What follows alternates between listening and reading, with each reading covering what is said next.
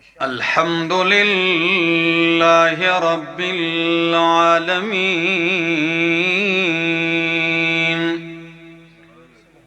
والعاقبة للمتقين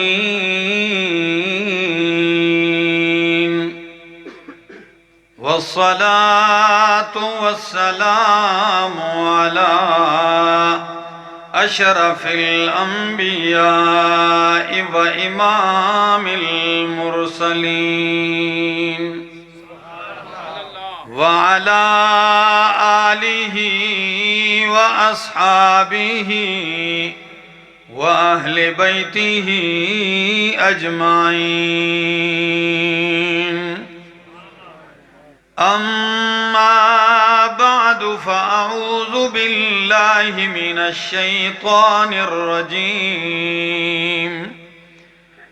بسم الله الرحمن الرحيم.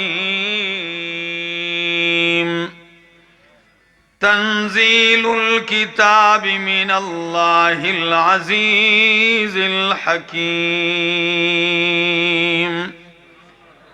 إنا أنزلنا إليك الكتاب بالحق فاعبد الله مخلصا له الدين.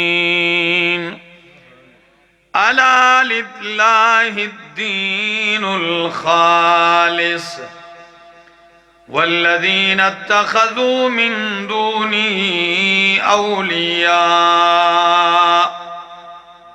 ما نعبدهم إلا ليقربونا إلى الله زلفى إن الله يحكم بينهم فيما هم فيه يختلفون. إن الله لا يهدي من هو كاذب كفار.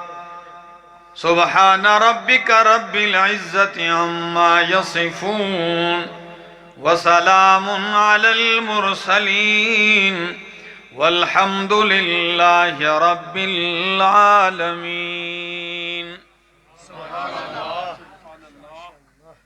انتہائی قابل عزت، قابل احترام، ذی قدر و ذی وقار علماء کرام اور گجرانوالہ کے اس علاقے کوٹ مہر علی اور گرد و نواح سے آئے ہوئے میرے معزز مکرم دوستو، السلام علیکم. پہلی دفعہ آپ کے اس خوبصورت پروگرام میں آنے کا، بیٹھنے کا موقع نصیب ہوا. دعا گو ہوں اللہ کی بارگاہ میں کہ اللہ مجھے حق سچ کہہ سکنے، سمجھا سکنے کی توفیق نصیب فرمائے، اور بعد ازاں مجھے اور آپ سب کو اس پر عمل کی بھی توفیق نصیب فرمائے. اللہ رب العزت نے یہ جتنی کائنات بنائی ہے، اس کائنات میں سورج، چاند، ستارے بھی ہیں. اس کائنات میں زمین بچھی ہے، پہاڑ گاڑ دیے ہیں، دریا جاری کر دیے، نہریں بہا دی، چشمے ابل پڑے ہیں. اہل ایمان کا یہ عقیدہ قرآن ذکر کرتا ہے کہ اہل ایمان جب اس پھیلی ہوئی کائنات کو، مزین کائنات کو دیکھتے ہیں تو دیکھنے کے بعد وہ یہ اقرار کرتے ہیں اور اعلان کرتے ہیں اور کہتے ہیں ربنا ما خلقت ھذا باطلا، کہ اے ہمارے پالنہار اللہ، ان میں سے کوئی چیز بھی تو نے عبث، بے فائدہ اور بے مقصد پیدا نہیں کی. میری باتیں سمجھ میں آ رہی ہیں؟ جی ماشاءاللہ. کوئی چیز اللہ تو نے بے مقصد پیدا نہیں کی۔ جب ایک پودا اور ایک تنکا اور ایک ذرہ اور ایک قطرہ بے مقصد پیدا نہیں، تو اللہ کی قدرت کا عظیم شاہکار انسان بغیر مقصد کے کیسے پیدا ہو سکتا ہے؟ کہ اللہ نے اس انسان کو بغیر کسی مقصد کے پیدا کر دیا، یہ نہیں ہو سکتا۔ اب وہ مقصد کیا ہے؟ کوٹ مہر علی والوں، اس مقصد کو قرآن نے ذکر کیا، وہ کیا ہے؟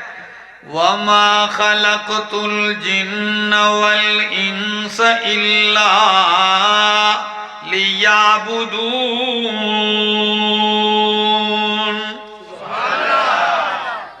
سورہ زاریات کا آخری حصہ ہے، وَمَا خَلَقْتُ الْجِنَّ وَالْإِنسَ إِلَّا لِيَعْبُدُونَ۔ ہم نے انسان اور جن کو پیدا کیا تو صرف اور صرف اس لیے لیعبدون، تاکہ یہ میری بندگی کریں، عبادت کریں۔ اور سند المفسرین، حبر الامت، ترجمان القرآن حضرت عبداللہ ابن عباس رضی اللہ تعالیٰ عنہ فرماتے ہیں، کل عبادت فی القرآن، کہ پورے قرآن میں جہاں بھی عبادت کا لفظ آیا ہے تو اس سے مراد توحید ہے۔ اللہ اکبر۔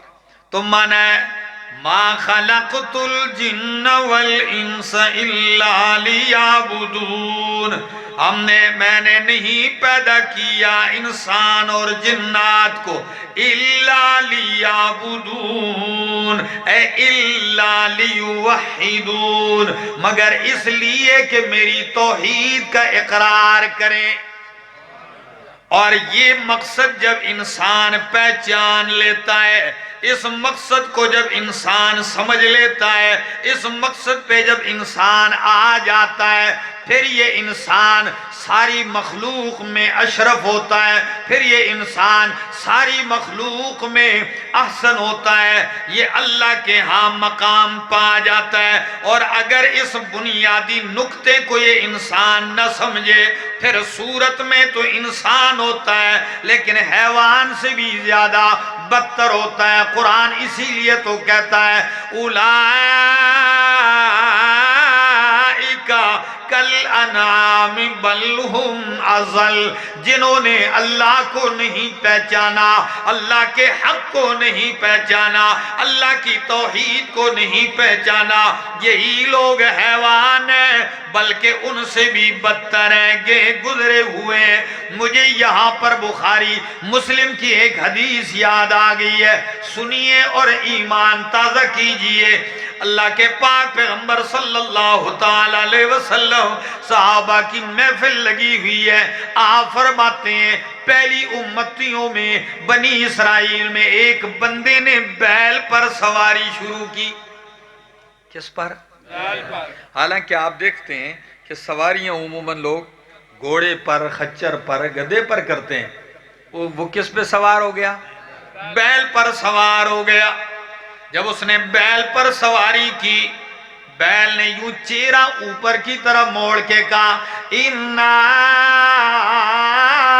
لَمْ نُخْلَقْ لِہَذَا، میرا استدلال سمجھنے کی کوشش کیجئے، اِنَّا لَمْ نُخْلَقْ لِہَذَا، او انسانا، تو انسان ہے، میں حیوان ہوں، لیکن پھر بھی تو نہیں سمجھتا کہ ہمیں اللہ نے اس کام کے لیے نہیں پیدا کیا، ہم سواری کے لیے پیدا۔ اِنَّا لَمْ نُخْلَقْ لِہَذَا، جب بیل نے یہ جملہ کہا، اللہ کے محبوب پیغمبر نے یہ بیان کیا، صحابہ تعجب میں آ کے کہتے ہیں سبحان اللہ بقرۃ تتکلم، سبحان اللہ، یہ بھی عجیب بات ہے کہ گائے بیل بھی باتیں کرتی ہے۔ تو نبی کریم نے فرمایا او میرے ساتھیوں، کوئی مانے یا نہ مانے لیکن میں اور ابو بکر اور عمر تو مانتے ہیں۔ راوی حدیث کہتے ہیں کہ عجیب بات یہ تھی کہ اس محفل میں ابو بکر اور عمر نہیں تھے۔ اعتماد مصطفیٰ کا دیکھیے کہ ان کے نہ ہوتے ہوئے بھی کہا میں اور وہ میرے دونوں یار تو مانتے ہیں۔ تو اس حدیث سے ایک استدلال سمجھ میں آیا۔ وہ کیا بات سمجھ میں آئی؟ حیوان کو بھی اپنے پیدا ہونے کے مقصد کا پتہ ہے کہ میں اس مقصد کے لیے پیدا ہوں اور اس مقصد کے لیے نہیں پیدا ہوں۔ تو جو انسان ہو کے 20 30 40 50 70 سال کی زندگی گزار کے بھی اسے پتہ نہ چلے کہ میں کس لیے آیا ہوں، میں کس لیے پیدا ہوں، ساری زندگی گزار کے وہ شرک ہی کرتا ہے، شرک کے اڈوں پہ جا کے جھکتا ہے، اسے یہ پتہ نہ چلے کہ میری جبین کہاں جھکنے کے لیے اللہ نے بنائی، میرا سر کہاں جھکنے کے لیے اللہ نے بنایا، میری زبان کس کی پکار کے لیے اللہ نے بنائی ہے، اسے توحید کی سمجھ نہ آئے تو سمجھ لو یہ انسان حیوان سے بھی بدتر ہے۔ اللہ اکبر۔ تو انسان کو پیدا کیا ہے ایک عظیم مقصد کے لیے، توحید کے لیے۔ اور آج عجیب بات یہ ہے، مجھ سے پہلے مولانا یونس صاحب نے ایک عجیب بات کہی آپ کے سامنے، بڑا خلاصہ سا، کہ دیکھیے آسمانی کتابیں توحید کے لیے آئیں، سارے نبی توحید کے لیے آئے، امام الانبیاء توحید کے لیے آئے، ساری کائنات توحید کے لیے پیدا کی، انسان کو توحید کے لیے پیدا کیا۔ ایسا ہے کہ نہیں؟ تو یہ سارے نبیوں کا اتفاقی مسئلہ ہوا کہ نہیں؟ تو توحید سارے نبیوں کا اتفاقی اور اجماعی عقیدہ ہے، جس پہ سارے نبیوں کا اتفاق ہے، لوگوں نے اس کو اختلافی بنا دیا۔ جب توحید کوئی سنائے لوگ کہتے ہیں کوئی اختلافی بات ہے، حالانکہ یہ اختلافی بات کائنات میں اس سے بڑھ کر اتفاقی بات ہی کوئی نہیں ہے۔ باقی مسائل میں کوئی اختلاف پہلی شریعتوں میں ہوتا رہا، لیکن توحید اتفاقی مسئلہ ہے، یہ اتنا اتفاقی ہے۔ اور میں نے آپ کے سامنے اللہ کی کتاب سورۃ زمر کی ابتدائی آیات پڑھی۔ قرآن کیا کہتا ہے؟ تنزیل الکتاب من اللہ العزیز الحکیم،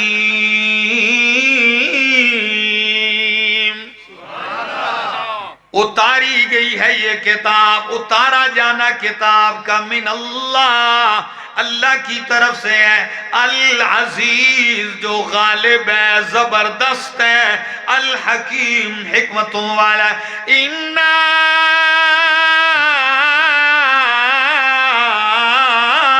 انزلنا الیک الکتاب بالحق، بے شک ہم نے آپ کی طرف کتاب اتاری ہے بالحق، حق کے اظہار کے لیے، حق کے ثابت کرنے کے لیے، حق کے پرچار کے لیے۔ جب حق کے اس بات کے لیے قرآن آیا تو فرمایا فَاعْبُدِ اللَّهَ مُخْلِصًا لَهُ الدِّينَ، فَاعْبُدِ اللَّهَ، قرآن اس مقصد کے لیے آیا، فَاعْبُدِ اللَّهَ مُخْلِصًا لَهُ الدِّينَ، پس عبادت کر، بندگی کر اللہ ہی کی، لیکن کیسے؟ مُخْلِصًا لَهُ الدِّينَ، اسی کے لیے عبادت کو خالص کرتے ہوئے۔ عبادت تو مشرک کرتے تھے کہ نہیں؟ ابو جہل کعبے کا طواف بھی کرتا ہے، نہیں کرتا تھا؟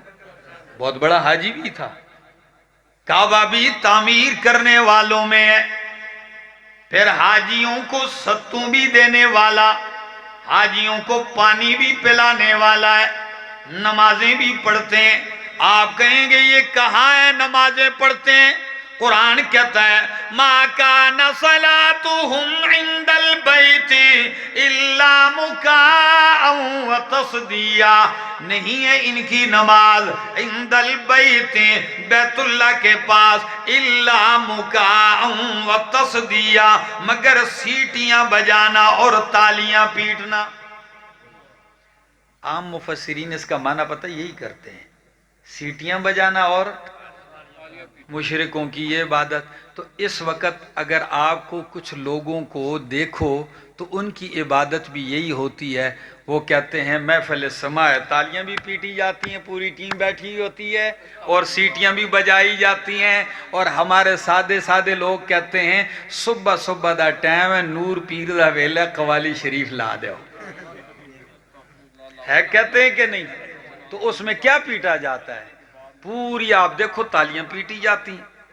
قرآن نے کہا مَا كَانَ صَلَاتُهُمْ عِنْدَ الْبَيْتِ إِلَّا مُكَاءً وَتَصْدِيًّا، لیکن میرے شیخ القرآن مولانا محمد طیب طاہری ایک دوسرا مفہوم یہ ذکر کرتے ہیں کہ جس طرح سیٹیاں بجانا، تالیاں بجانا ایک فضول اور عبث کام ہے، اب مانا ہوگا مَا كَانَ صَلَاتُهُمْ عِنْدَ الْبَيْتِ إِلَّا مُكَاءً وَتَصْدِيًّا، مشرک کی نماز بیت اللہ کے اندر بھی ایسے ہی فضول ہے جس طرح سیٹیاں بجانا اور تالیاں ایک فضول کام ہے۔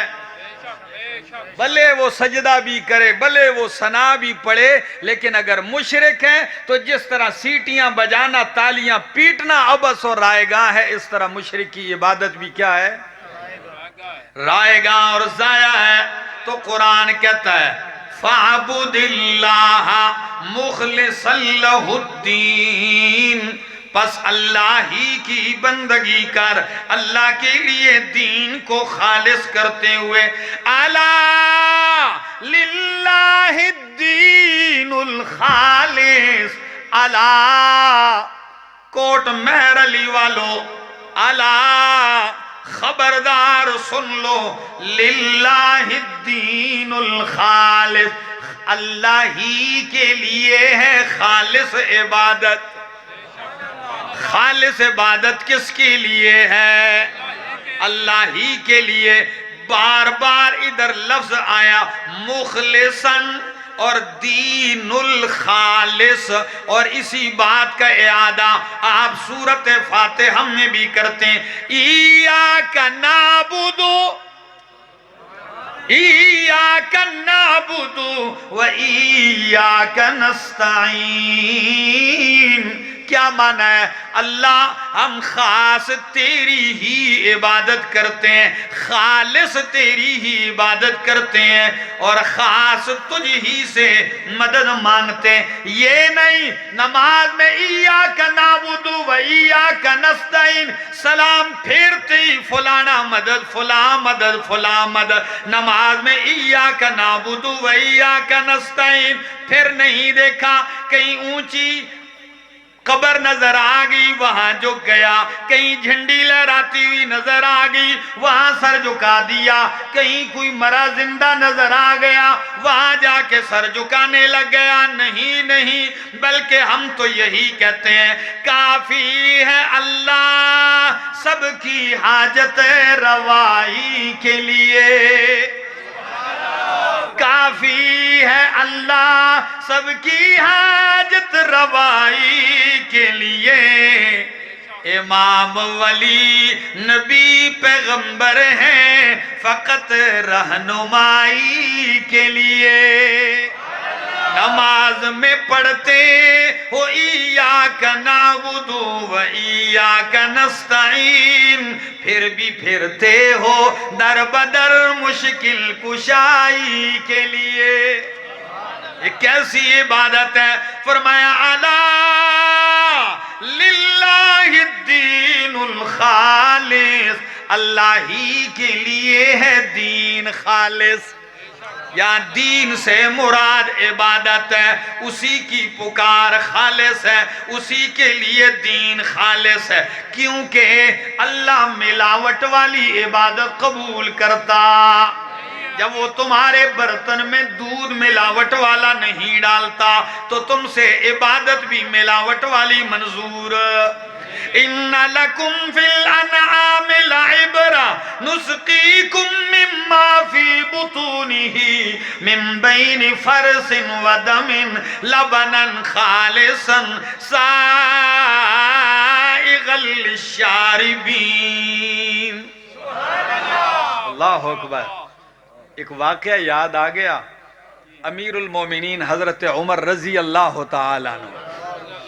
یقین کیجئے عمر تو وہ عمر ہے، جب غیرت کی بات آئے گی تمہیں عمر یاد آئے گا، جب عدل اور انصاف کی بات آئے گی تمہیں عمر ضرور یاد آئے گا، جب تمہیں مملکت اسلامی اور قانون کی بات آئے گی تمہیں عمر یاد آئے گا، تمہیں عدالت کے لیے قانون کی بات آئے گی عمر یاد آئے گا۔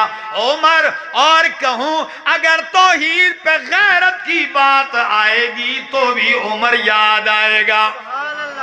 یقین کیجئے توحید کوٹ کوٹ کی بری ہوئی تھی، جہاں دیکھتے شرک کا شائبہ ہے، شروع نہیں صرف بو آنے کا خطرہ ہے، اللہ کی قسم جڑ سے کاٹ دیتے تھے۔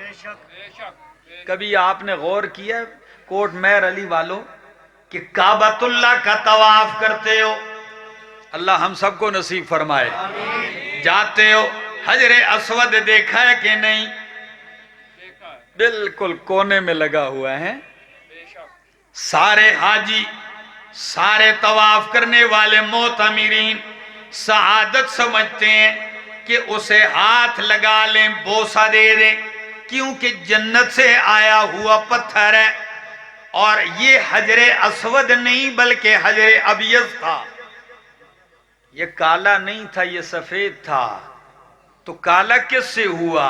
سودت خطایا ابن آدم، اس کو ابن آدم کی خطاؤں نے کالا کر دیا، کیونکہ اسے چھونے سے گناہ جھڑتے ہیں، اس کو چھونے سے گناہ جھڑتے ہیں۔ یہاں ایک اور بھی بات مزے کی سنا دوں، یہاں گجرانوالہ کے عظیم شخصیت سند المحدثین حضرت مولانا قاضی شمس الدین رحمہ اللہ، علامہ انور شاہ کشمیری رحمہ اللہ کے شاگرد ہیں۔ کہتے ہیں استاد نے حدیث سنائی اور حدیث سناتے ہوئے ایک جملہ کہا کہ حجر اسود تو حجر ابیض تھا، یہ چھونے کی وجہ سے لوگوں کے گناہ جڑتے ہیں تو گناہوں کی وجہ سے کیا ہو گیا؟ کالا ہو گیا۔ پھر خود ہی حضرت کشمیری صاحب رحمہ اللہ نے فرمایا کہ میرا سوال ہے کہ اس کو چھونے والے سارے گناہگار ہی تو نہیں ہیں جی؟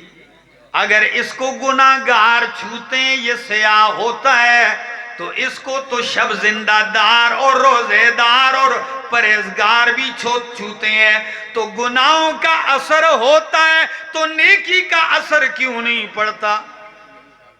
سوال درست ہے کہ ہمارے گناہوں سے اگر کالا ہو رہا ہے تو ہمارے گناہ ہی تو نہیں، نیکیاں بھی تو ہیں، تو نیکیوں سے سفید کیوں نہیں ہوتا؟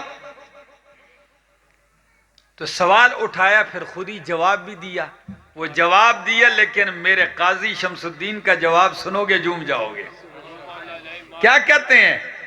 علامہ انور شاہ کشمیری رحمہ اللہ فرماتے ہیں جواب یہ ہے النتیجۃ تابعۃ للاخص الارذل، کہ نتیجہ ہمیشہ ذلیل اور خسیس چیز کے تابع ہوتا ہے، رذیل چیز کے۔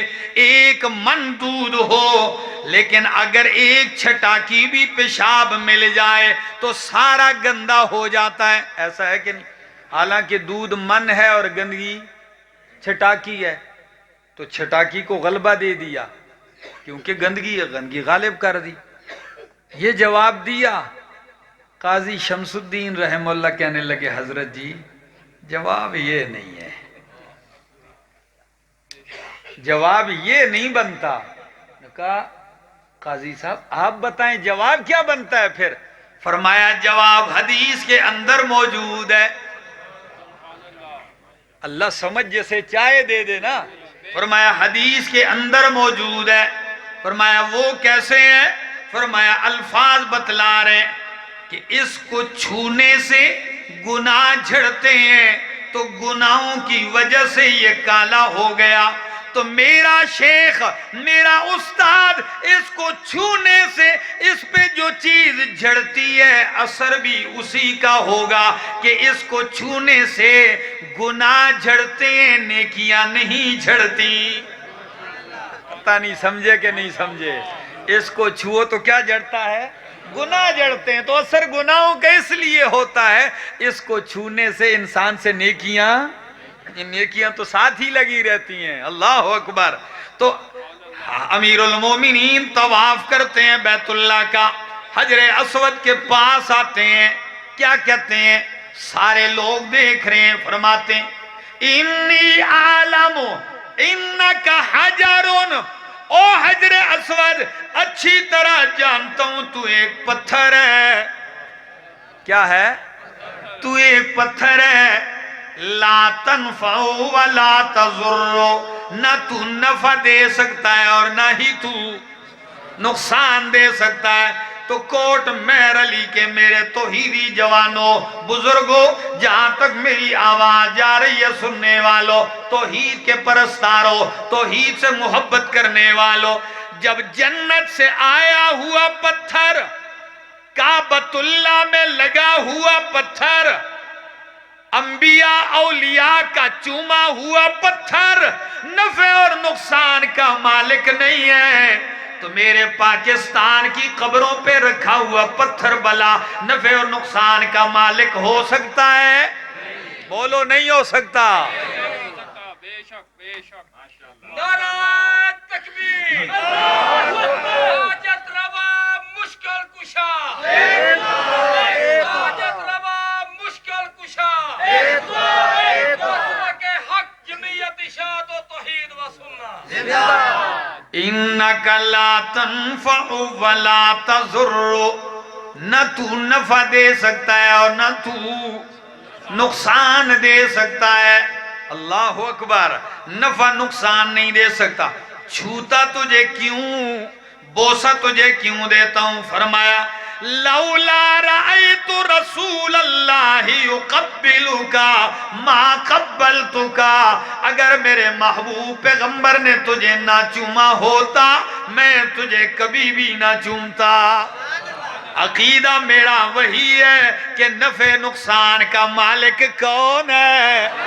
اللہ ہی ہے۔ ہم تو ہر وقت یہی صدا لگاتے ہیں کہ وہی آقا، وہی داتا، وہی مشکل کشا سب کا، وہی ایک غوث اعظم ہے، یہی للکار دیتا جا، اسی کے نام پہ مر لے، اسی کے نام جیتا جا، اسی کے نام کی گر میں ہوں تو بھر بھر جام پیتا جا، رہے توحید میں گر ہوں سمندر شرک کے حائل، لگا دے جست موجوں میں طوفانوں سے نمٹتا جا، وہ جلتے ہیں تو جلنے دو جو ہے توحید کے دشمن، ندا وحدت کی قرآن سے گلی کوچوں میں دیتا جا۔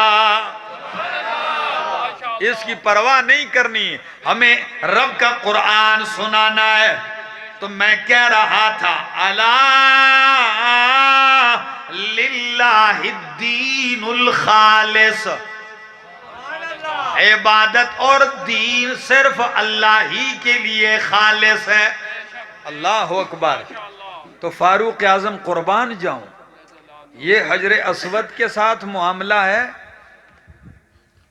بیت الرضوان جس کیکر کے درخت کے نیچے آپ نے 1400 صحابہ سے بیعت لی،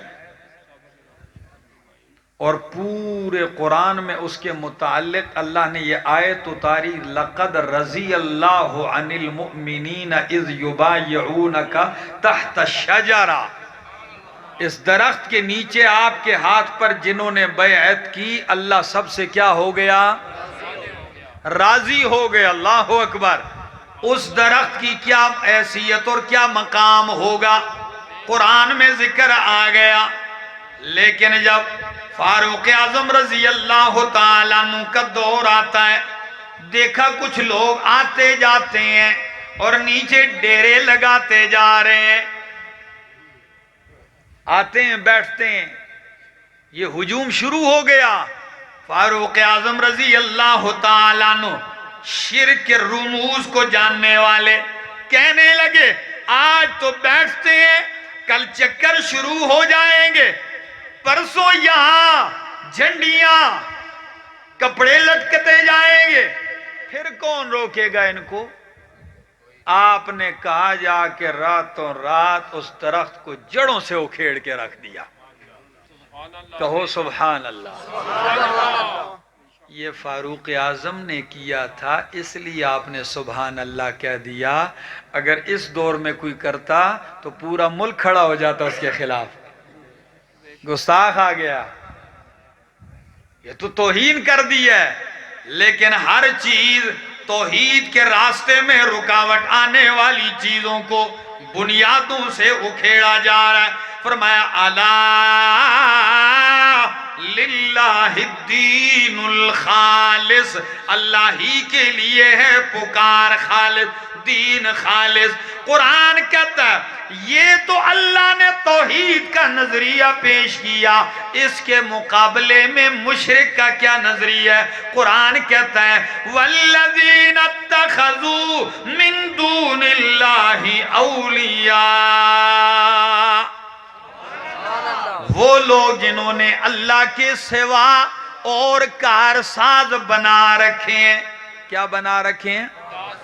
کارساز. کیا معنی ہے؟ کام بنانے والے. کیا؟ کام کو کہتے ہیں، ٹھیک ہے نا، اور ساز بنانا، سازگار.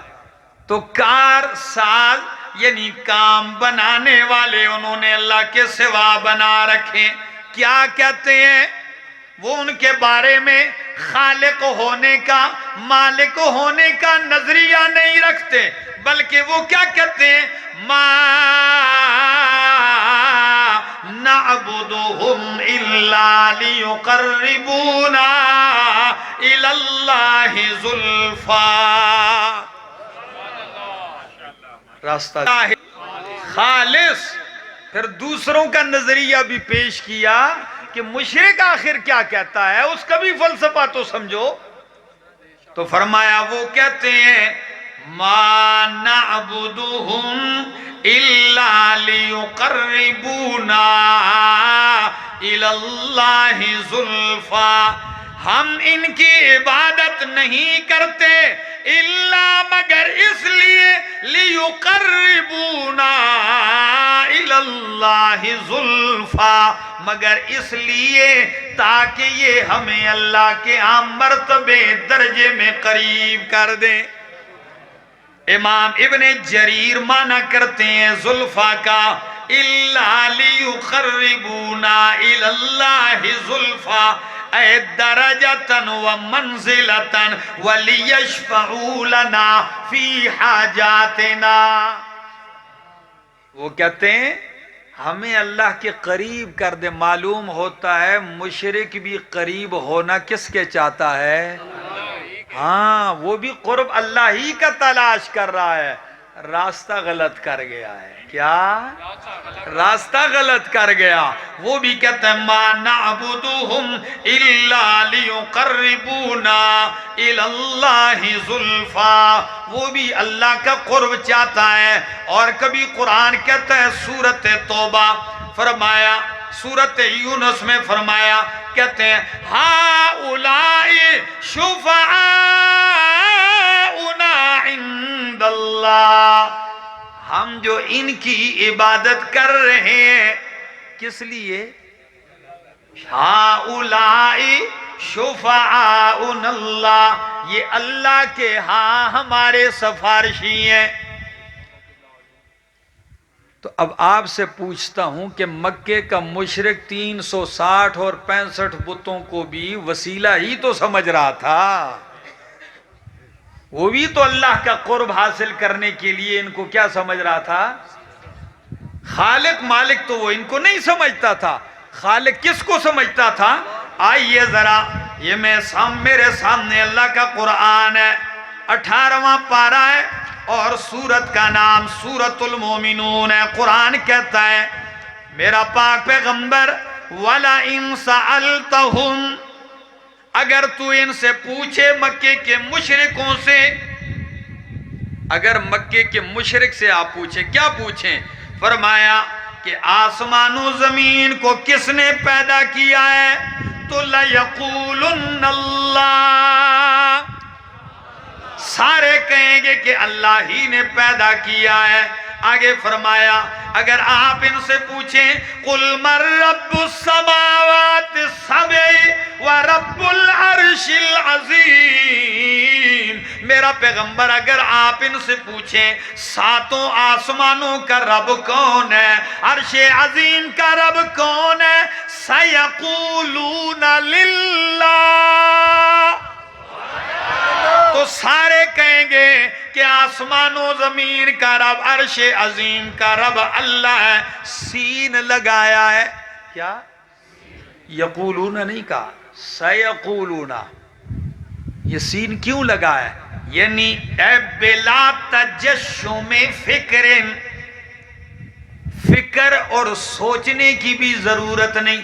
یہ نہیں ہے کہ آپ کسی سے عقیدہ پوچھیں وہ کہیں چل میں سوچ کے عقیدہ بتاتا ہوں، نہیں، جس کا عقیدہ ہوتا ہے پھر وہ سوچتا نہیں، وہ بالکل اس کے سامنے ازبر ہوتا ہے، وہ فوراً سوچے بغیر کہہ دیتا ہے، کیوں؟ ہر وقت اس کے سامنے ہوتا ہے۔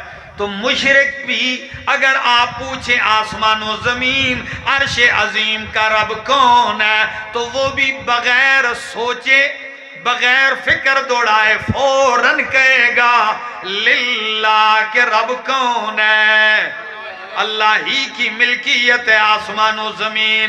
فرمایا میرا پیغمبر اگر آپ ان سے پوچھیں من بیدہ ملکوت کل شیء، کس کے ہاتھ میں ہر چیز کا اختیار، یہ مشرکوں سے پوچھیں وَهُوَ يُجِيرُ وَلَا يُجَارُ عَلَيْهِ، اور وہی پناہیں دیتا ہے اور اس کے مقابلے میں کوئی پناہ نہیں دیا جا سکتا۔ ان سے اگر یہ پوچھیں سَيَقُولُونَ لِلَّهِ، تو وہ کہیں گے اللہ۔ یہ سارا کچھ تو وہ مانتے ہیں، سورہ عنکبوت میں پوچھو یہی سوال پوچھو وہ کہتے ہیں اللہ۔ پھر جھگڑا کیا ہے؟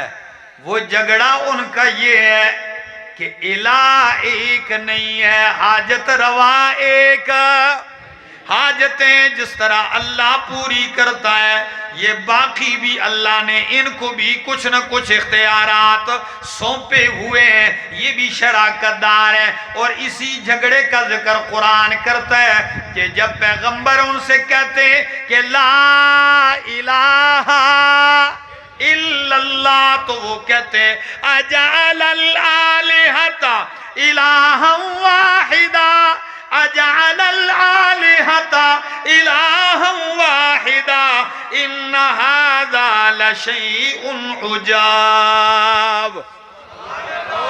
سارے آلہہ کو ختم کر دیا، رد کر دیا، اور ایک ہی الہ کا پرچار کر رہے ہیں ان ھذا لشیء، یہ تو بہت ہی بڑی عجیب بات ہے۔ یعنی وہ الہ ایک نہیں مانتے تھے، تو جب وہ توحید فی الالوہیت کے منکر تھے تو پھر میرے مالک نے اس مسئلے کو جس سے مشرک کا اختلاف تھا نا اس کو پھر بیان کیا، تو امام راضی فرماتے ہیں پورے قرآن میں صرف یہی جملہ لا الہ الا اللہ کا 37 مرتبہ دہرا دیا، 37 مرتبہ لا الہ الا اللہ کا یہ جملہ دہرا دیا کہ جتنا ان کو اس میں اختلاف ہے اتنا اس کو پکاؤ، اتنا ہی اس کو پکاؤ۔ تو انشاءاللہ پکائیں گے کہ نہیں پکائیں گے؟ ہمارا یہی مشن ہے الحمدللہ، اسی کے لیے ملک کے طول و عرض میں گھوم رہے ہیں، پھر رہے ہیں، اور الحمدللہ نتیجہ آ رہا ہے۔ پنڈوں پنڈوں میں، چپوں چپوں میں، الحمدللہ قصبوں قصبوں میں اللہ نے موحدین پیدا کر دیے ہیں۔ اب تو اللہ کے فضل سے وہ ایک دور تھا توحید پہ لوگ ماریں کھاتے تھے، آج توحید پہ اللہ نوازتا جا رہا ہے، اب تو مزے کر رہے ہیں توحید پہ۔ یہ ہمارے اکابرین کی محنتیں ہیں، اللہ ان کی محنتیں قبول فرمائے اور اللہ اس مشن کو جاری اور ساری فرمائے۔ زندگی باقی، ملاقات باقی۔